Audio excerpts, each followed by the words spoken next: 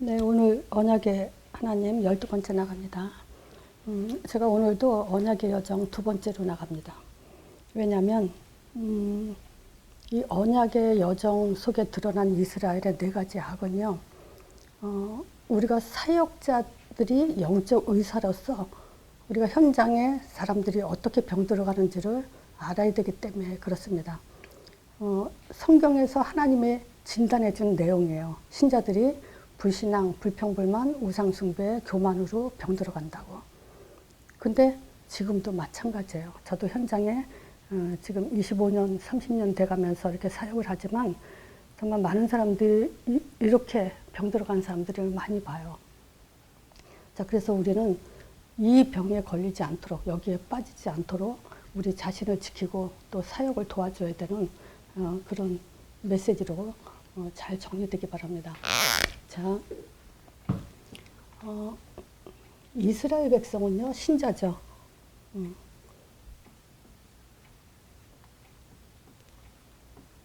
신앙생활 하면서, 즉, 언약의 여정 속에 인생을 살면서 자꾸 불신앙을 빠져요.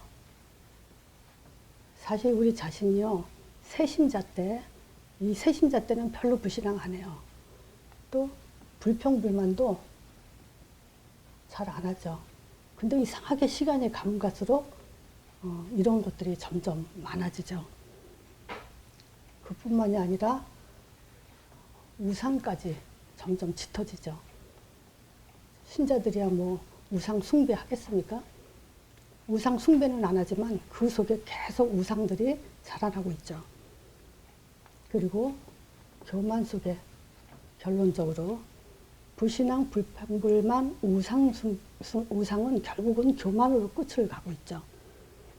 자, 그래서 결국은 이런 영적인 병명으로 결국 신자들이 이렇게 실패의 삶으로 갑니다. 언약의 여정의 시작.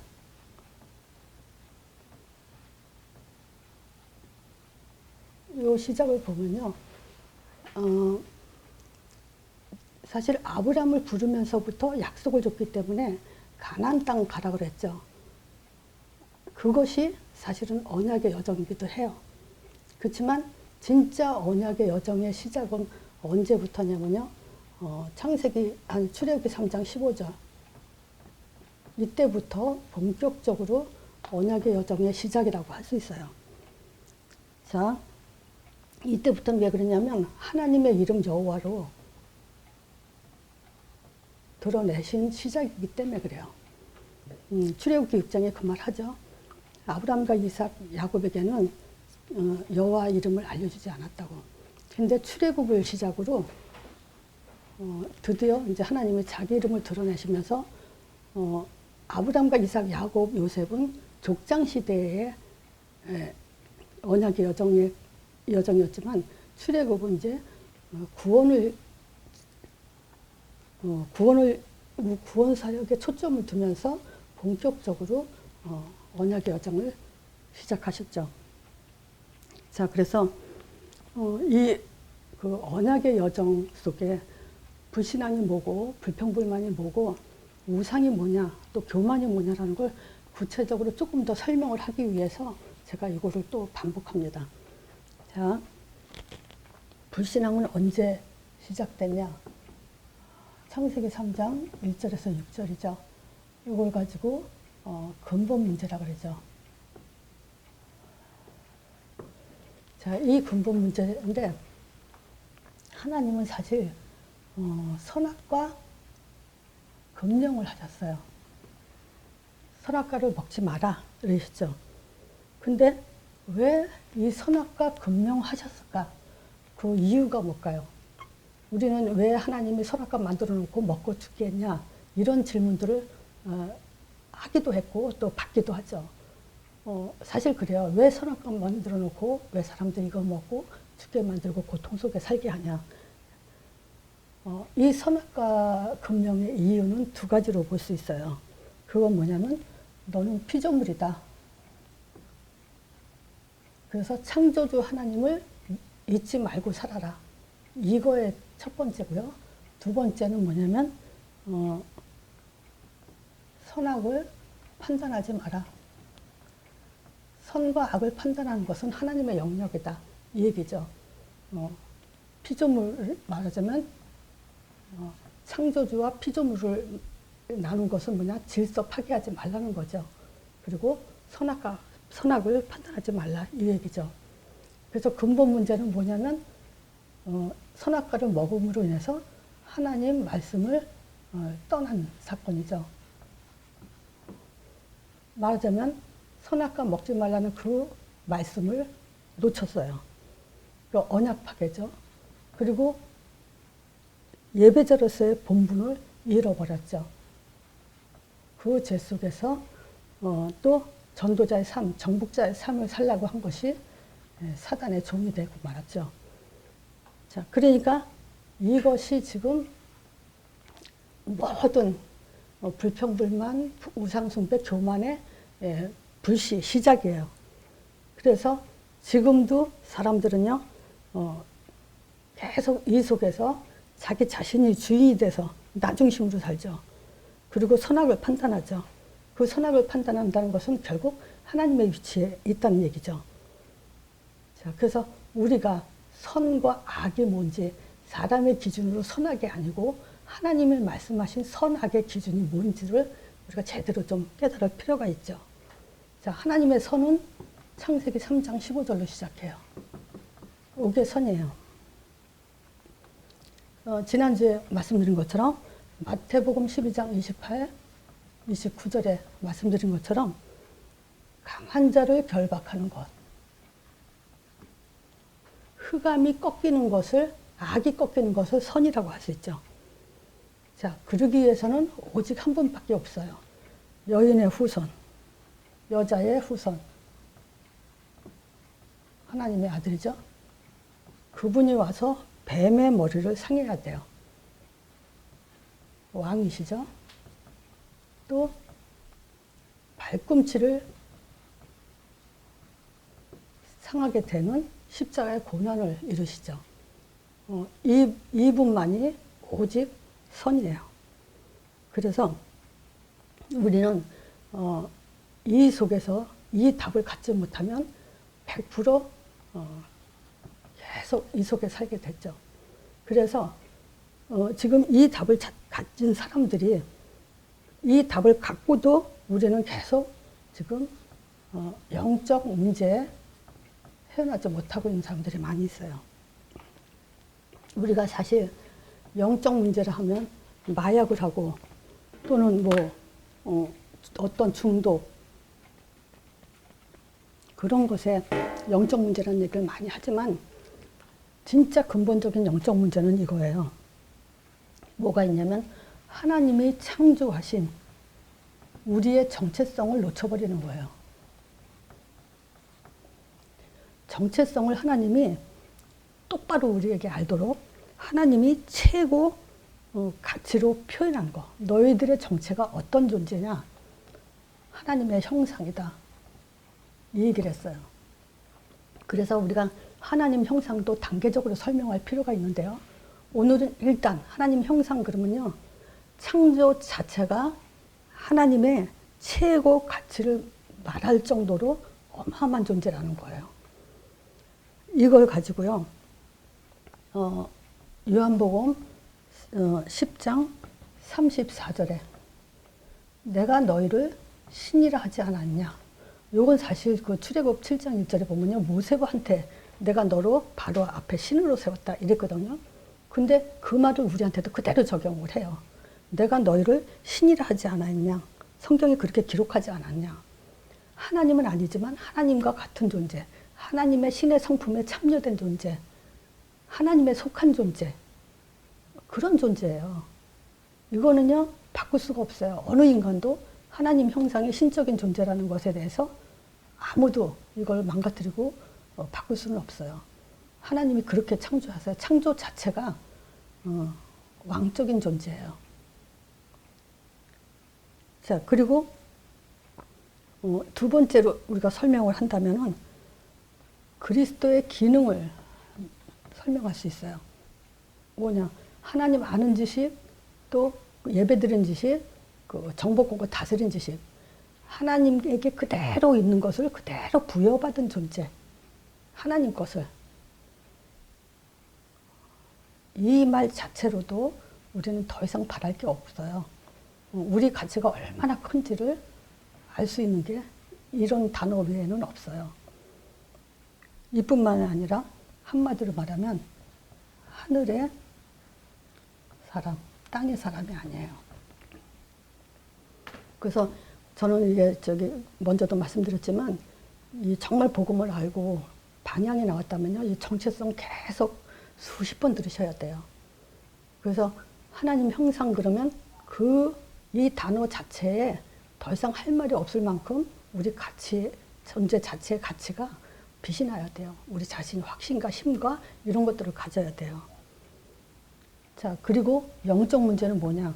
이런 창조에 대한 어마어마한 하나님의 작품임에도 불구하고 하나님의 이름에 힘이 없는 거야. 이게 영적 문제예요. 하나님의 이름을 부르면서 힘이 없어요. 맛이 없어요. 이거는 정말 신자들에게 있어서 말도 안 되는 심각한 영적 문제예요.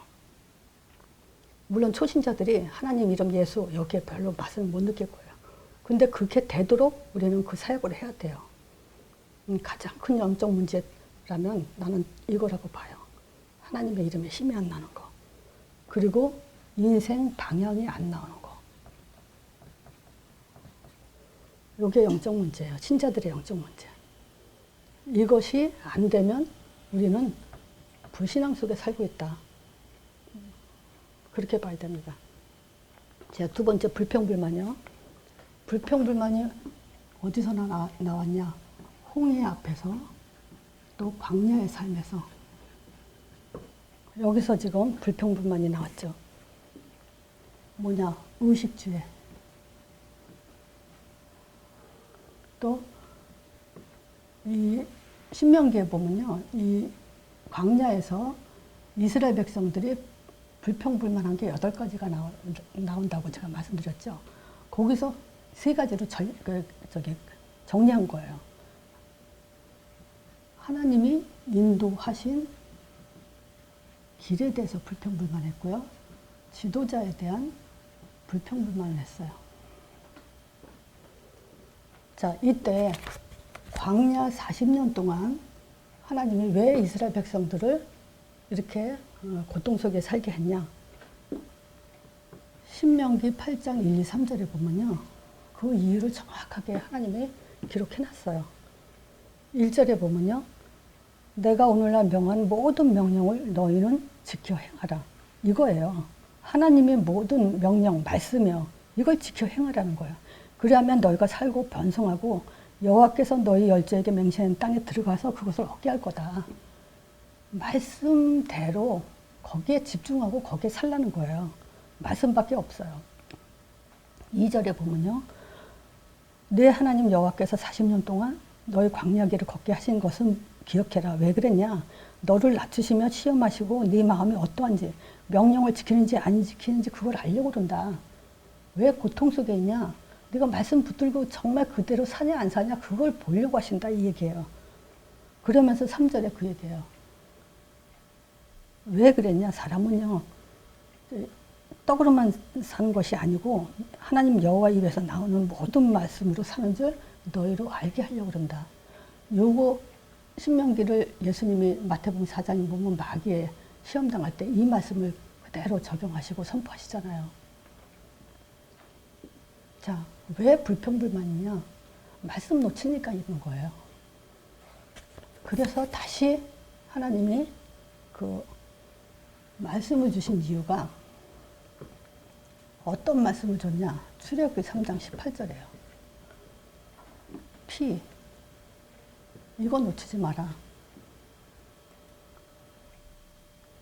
자, 피의 가치 한번 생각해 보세요.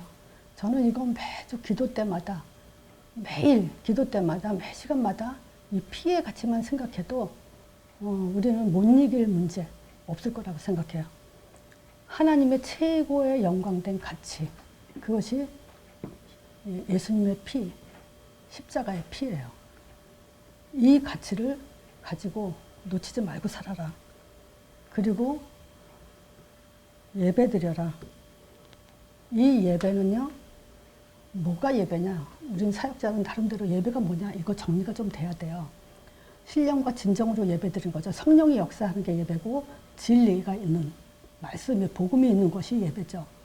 또 다른 말로 예배는 뭐냐면 나를 창조하신 창조주를 찬양하고 구원의 하나님을 찬양하는 것, 창세기와 출애굽기를 찬양하는 것이 예배예요.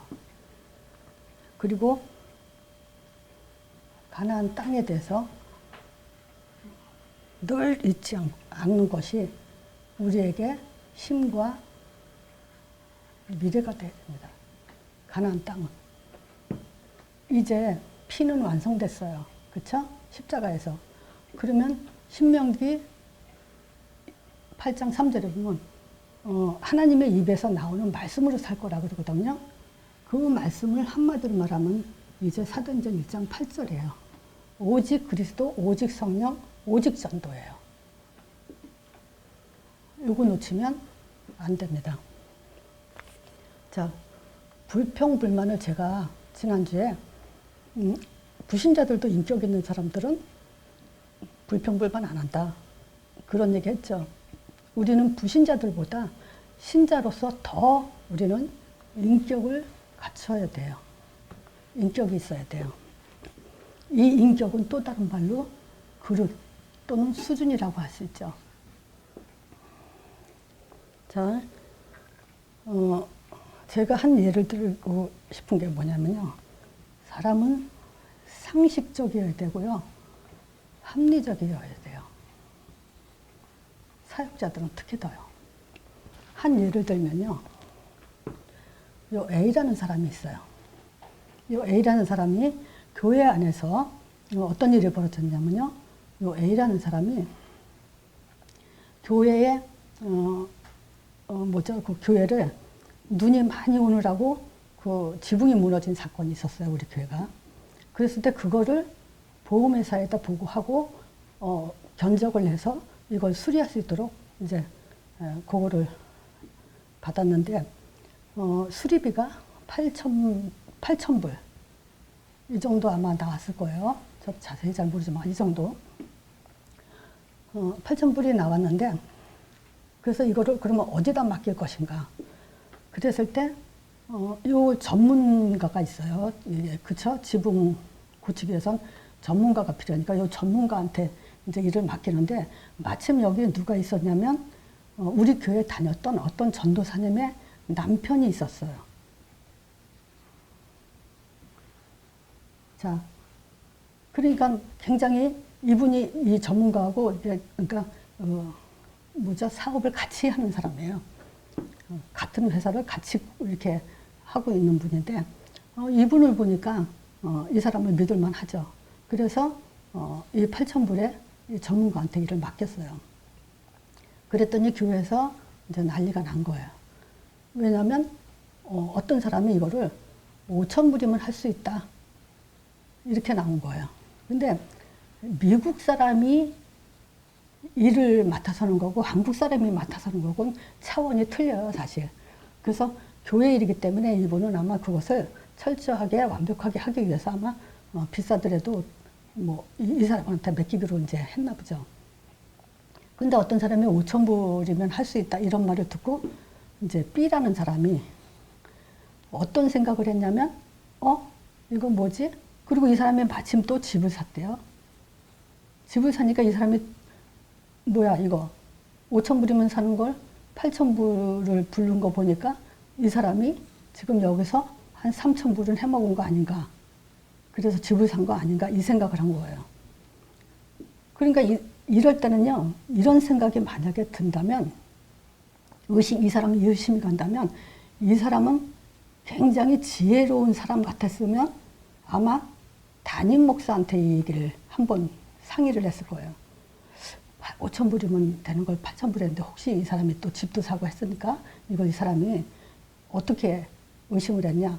이 전문가 미국 사람한테 8,000불 준다고 하고 너랑 나랑 나눠 먹자. 뭐 이런 식으로 이제 짰다고 생각을 한 모양이에요, 이 사람이. 그러니까 그럴 경우에는 이 사람이 진짜 지혜로운 사람 같으면요, 담임 목사한테 얘기하고, 그럼 담임 목사가 이 사람한테 확인을 해야 돼요. 그리고 정말 그랬는지 안 그랬는지. 그래서 안 그랬으면 끝나는 거고, 그랬으면은 왜 그랬는지, 왜 지금 3,000불이란 돈을 이거를 이제 띵가 하는지. 그랬을 때 이 사람이 전과가 있다면, 이런 일에 몇 번 이런 일을 했다면은 이 사람은 조용히 교회를 떠나게 해야 돼요. 그냥 조용히. 여러 사람한테 얘기할 거 없어요. 근데 그렇지 않고 어떤 그 뭐랄까 형편이 정말 어려워서 3,000불이 필요해서 그 사고를 쳤다. 그럼 나 같으면요, 담임 목사 같으면 그냥 3,000불 주고 조용히 끝내요. 다음부터는 그러지 말라고. 어떻게든지 3,000불 해주고 끝내요. 근데 문제는 뭐냐? 이 사람은 전혀 그런 일이 없어요. 그런 적도 없고. 근데 문제는 뭐냐면요, 이 사람이 C라는 사람과 D라는 사람과 E라는 사람을 데리고 이 사람을 만난 거예요, 전문가를. 그래 놓고 둘이 만나서 뭐 했냐라고 확인을 하기 위해서 만난 거예요.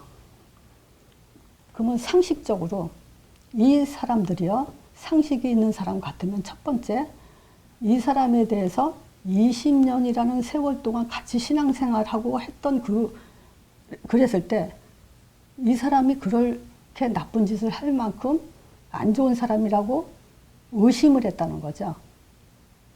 그럼 뭐냐? 이 사람들은 확인하기 위해서 갔지만 이게 어떤 상황이냐? 이 사람 하나를 죽여버리는 거랑 똑같아요. 이 사람은 뭐냐? 이 사람들을 뭐죠? 명예를 더럽힌 거. 그래가지고 왜 명예 무슨 소송 있죠? 왜? 그걸 걸어도 이 사람들은 다 걸리게 돼 있을 정도죠. 근데 보세요. 만약에 B, C, D, E 아니면 이 메시지를 듣는 당신들의 입장이 이 사람 입장이라면 어떨 것 같습니까? 그리고요, 합리적인 건 뭐냐면 이거는 보험회사에서 돈이 나오는 거기 때문에 이 사람이 어떻게 건들 수도 없는 거예요. 왜냐, 보험회사 8,000불 주고 보험회사 하는 건데 이 돈을 어디서 나와서 이 사람이 이거를 뭐 땡겨갔겠습니까? 이거 합리적이지 못하고 또 이 사람을 볼 수 있는 그런 눈도 없고, 그리고 교회를 더 크게 만들고, 그러면 이 사람만 결여된 문제인가요? 이 사람의 부인, 자녀, 그 더러운 명예를 명예랄까? 명예를 더럽힌 상태에서의 삶을 살게 되죠. 우리 아버지가 이런 욕을 먹었어? 이런 저걸 했어? 얼마나 자녀들이 그 교회에 대한 불신이 생기겠습니까? 근데 교회는 이거 굉장히 이런 일을 지혜롭게 처리해야 돼요. 그게 인격과 수준이에요. 나는 이 사람이 그렇게 생각한 것도 무슨 생각이 드냐. 도둑질한 사람은 도둑의 눈으로 본다는 거죠. 그리고 이 따라간 사람들은 뭐냐. 상식적이고 합리적인 사고가 없다는 얘기예요. 단지 확인하는 게 목적이고, 그래서 그 사람을 뭘 어떻게 하겠다고. 그래서 참 이 어둔한 짓들을 했다. 과연 이 정도밖에 수준이 안 될까? 그것도 들어온 지, 이런 사람이 교회에 들어온 지 몇 년 안 되고 이 사람에 대해서 잘 모를 경우도 저는 그렇게 하면 안 된다고 봐요. 잘 모를 경우에도. 이거는 이 사람의 굉장히 자존심에 걸린 문제고 부끄러움이 걸린 문제이기 때문에. 그리고 반드시 입장 바꿔놓고 한 번씩은 생각해 봐야 된다고 봅니다. 자, 그거예요. 그래서 우리가 누구한테 돈을 빌려준다 하더라도 싸우지 않을 만큼 빌려주고 그런 지혜가 있어야 되고, 또 만약에 우리 집에 누가 왔다 갔는데 집에 뭐가 없어졌어. 그럼 그걸로 끝내야 돼요. 그걸로 없어졌냐 어쩌냐고 떠들어서 일 크게 만들 필요도 없고, 없어지면 없어진 거고, 그리고 나중에 의심 가는 사람이 있으면 그 사람한테 조용히 얘기해서 다음부터는 그러지 않게 얘기하고 뭐든지 조용히 끝내야 돼. 근데 그 사람이 병적으로 그럴 경우에는 일단 목사님한테 얘기해야죠. 그리고 목사님이 알아서 처리하게 해야죠. 그걸 내가 해결하려고 하지 말고 그런 이제 지혜가 필요하죠. 근데 너무 교회가 이런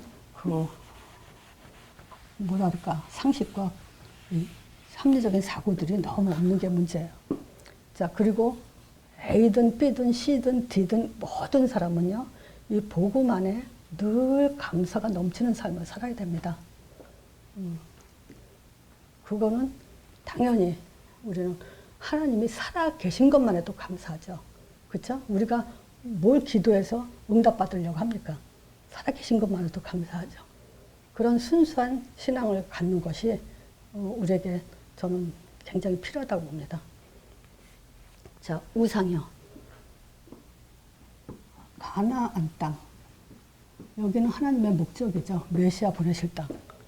여기에 근데 이스라엘 백성들이 들어가기 전부터 7족속 31명 왕이 이미 살고 있어요. 그래서 하나님이 내 언약은 영원하다. 변하지 않는다. 그러니까 언약 놓치지 마라. 그렇게 강조하면서 실행할 것을 말씀하셨죠. 이 땅의 거민과 우상숭배자와 언약 세우지 마라. 그리고 단을 헐어버려라. 그들이 얼마나 많은 단을 세우고 우상숭배했겠습니까? 철저하게 이거를 말하자면 언약에 실행하기 위해서 전혀 사단에 틈을 주지 마라. 이 얘기예요. 틈을 줘서는 안 돼요. 그런데 이 틈을 줌으로 인해서 결국은 우상의 가시와 또 우상의 올무를 그냥 남겨뒀죠. 그래서 이때 하나님이 주신 답이 이사야 7장 14절이에요. 말하자면 처녀가 아들 낳아서 아들 낳으니 그 이름을 임마누엘이라 하라. 다른 것과 임마누엘 하지 마라. 오직 하나님의 아들, 즉 하나님과 임마누엘이라. 그것밖에는 답이 없다 이 얘기죠. 그런데 우상은요 사실 욕심과 탐심이죠. 우리가 어디서 욕심냅니까? 물질, 돈이나 물질이나 이런 것들이. 그러면요 이게 뭐냐면 바로 이 물질과 돈 앞에서 정체성 상실한 것이 정말 확연히 드러나는 그런 문제라고 볼 수 있죠. 정체성이 다시 한번 말씀드리면요. 어떤 정체성입니까? 우리는 하나님 형상대로 지음받은 하나님과 같은 존재, 하나님의 인도 속에서 하나님의 응답받으면서 사는 존재예요. 우리는 물질, 돈으로 인도받고 응답받는 존재가 아니에요. 여기에 지금 우리 정체성에 정말 뿌리가 잘 내린다면요. 이건 치유받을 수 있죠. 그리고 동기 버려야 됩니다. 그리고 우선순위 놓치지 말아야 돼요. 요게 집중됐다는 것은요. 물질과 동기와 우선순위 놓치고 있다는 건 그건 곧 욕심이고 곧 우상이 돼버리죠. 자, 그 다음에 온 것이 교만이에요. 물론 이 교만이 언제 드러났냐? 로마 속국 때. 자, 이스라엘 백성들이, 유대인들이 두드러진 것이 뭐냐? 이때 당시에 선민사상, 유일신, 우리만 하나님이 선택한 백성이다. 여기에 계속 빠지다 보니까요, 선민사상에 빠졌죠. 그리고 율법 철저히 지키면서 욕을 가지고 우리는 하나님이 선택한 사람이다라는 그것을 드러냈죠. 규례, 안식일날 일하지 않음으로 인해서 구분을 했어요. 우리는 니네와 다른 민족이다. 그러면서 더 율법과 규례를 철저히 지킴으로 인해서 오히려 복음을 막을 뿐만 아니라 살인까지 하는 이런 조상이 되고 후손이 이어졌어요. 계속 반복됐어요. 지속됐어요. 자, 그러니까 이 교만은요, 스스로 죽든지 살인하든지 그렇게 돼요. 자기 자신을 죽일 수도 있고 살인도 할 수 있고요. 근데 보세요. 요 불신앙은 불신앙할 때마다 하나님은 이거 버려라. 언약 잡아라. 주로 이렇게 하나님은 계속 강조했어요. 불평불만할 때마다 하지 마라. 예배 회복해라. 제대로 된 예배 회복해라. 우상 숭배할 때마다 이때는 회개하라. 돌아와라. 그리고 틈을 주지 마라. 사단의 틈을 철저하게 버려라 이랬어요. 근데 교만했을 때는 이제 뭐냐면 하나님은 버리셨어요. 그 버렸다는 증거가 어딨냐? 이제 마태복음 16장 16절로 그 베드로의 고백을 통해서 이제 하나님의 나라가 세워지죠. 하나님의 교회가. 반석 같은 교회, 음부의 권세가 이기지 못하고 하늘 문이 열리는 그 응답을 주겠다 했는데 요 사람들이 누구냐? 마가 다락방 사람들이에요. 사도행전 2장 1절에서 4절. 성령, 하나님 나라의 충만한 역사를 체험하게 되죠. 몇천 년 동안 예루살렘 성전, 이거 예루살렘을 약자로 한 건데요. 요 예루살렘 성전이 처음에 누가 세웠죠? 다윗이 서원을 했고 솔로몬 때 제1성전이 세워졌어요. 그때 하나님이 그 성전 세운 거에 하나님이 얼마나 기뻐하는지 그 성전 안에 영광이 가득 찼다 그랬어요. 근데 이게 우상숭배로 솔로몬의 말기에 우상숭배로 무너졌죠. 스룹바벨이 재건했어요. 근데도 또 무너지고요. 이제 다시 지금 갑자기 생각이 안 나네. 요 46년 동안 예루살렘을 성전을 세웠죠. 46년 동안. 근데 그 46년 동안 지은 성전을 하나님은 무너뜨려 버린다고 했는데 예수님 오시고 나서 주 30년 만에 이제 무너지죠. 어쨌든 그 하나님이 기뻐했던 다윗이 세웠던 성전에 여기에 성령이 임하지 않았어요. 마가다락방에 120명 여기에 이제 유대인들 싹 다 버리고 새로 시작하는 그런 시작이 됐죠. 자, 그래서 이 교만이라는 것은 결국 자기 생각, 여기에 자기 스스로가 무덤이 되고 있고요. 또 다 안다. 요 병에 빠져가지고 갈급하면서도 복음을 안 들어요. 다 알니까. 또 병에 시달리고 영적 문제에 시달리면서도 자기는 다 한다고 메시지는 안 들어가요. 이런 사람들이 굉장히 많아요.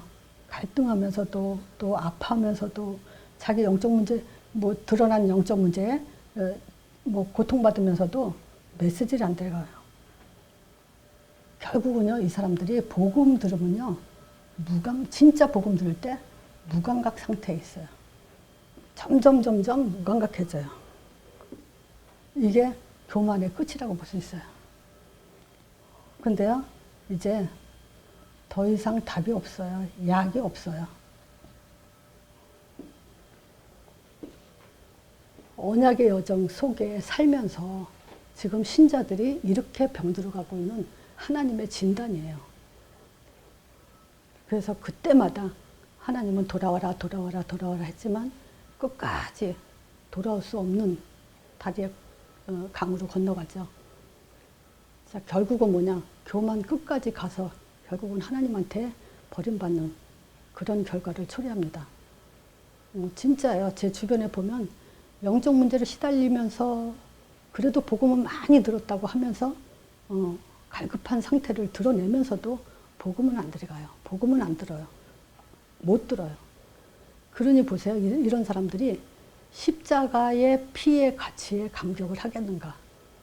부활의 능력이 정말 기쁜가? 예수 이름으로 성령 보내주는데 정말 그 믿음에 힘이 나는가? 땅끝까지 가야 되는 그 미래의 삶이 정말 뭐랄까 우선순위 놓치지 않고 이 땅끝이라면은 가기 위해서는 반드시 뭐가 필요하다 그랬죠?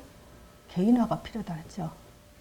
이 속에서 정말 행복해야 되는데 이 행복이 있는가? 참 안타깝죠. 그래서 언약의 여정 두 번째를 하면서 지금 신자들이 이런 속에 병들어가고 있다는 걸 우리는 정확하게 봐야 됩니다. 그리고 우리 자신도 이 속에서 지켜야 되고요. 앞으로 만남 속에서도 이런 속에서 있다고 얘기해주고 여기에 빠지지 않도록 도와줘야 됩니다. 오늘 말씀 이것으로 마치겠습니다.